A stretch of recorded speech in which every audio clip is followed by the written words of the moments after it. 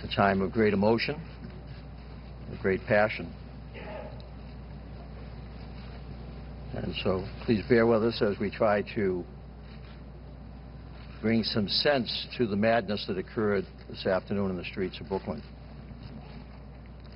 It's sometimes difficult to find the words to speak to events like those that occurred today, to try to make sense of them, but we'll try. Today, two of New York's finest were shot and killed with no warning, no provocation.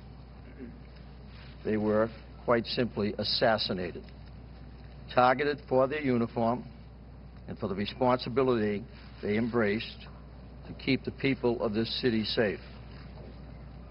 At approximately 2:47 p.m. today, Police Officer Wenjian Liu and Police Officer Rafael Ramos were assigned to a critical response vehicle, CRVs as we refer to them, in the confines of the 7-9 precinct.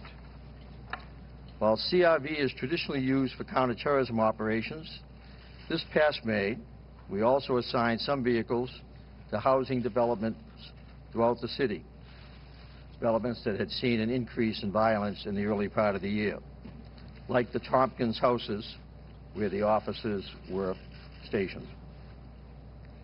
While sitting in a marked NYPD police car in full uniform, both were ambushed and murdered in front of 98 Tompkins Avenue in the Bedford-Stuyvesant area of Brooklyn, New York City.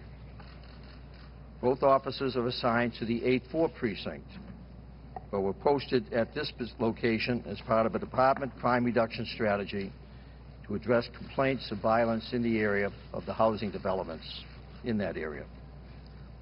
Officer Ramos was in the driver's seat, and Officer Liu was in the front passenger seat beside him. According to witness statements, the suspect, who has been identified as 28-year-old Ismail Brinsley, walked up to the police car.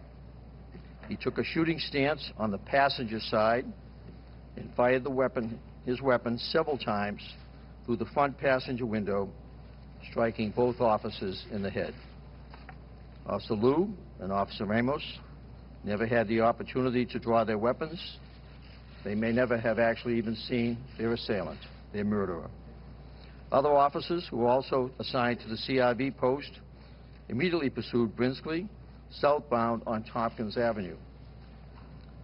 Brinsley then turned westbound on Myrtle Avenue and fled into the Myrtle Avenue and Willoughby Street, the G train subway station.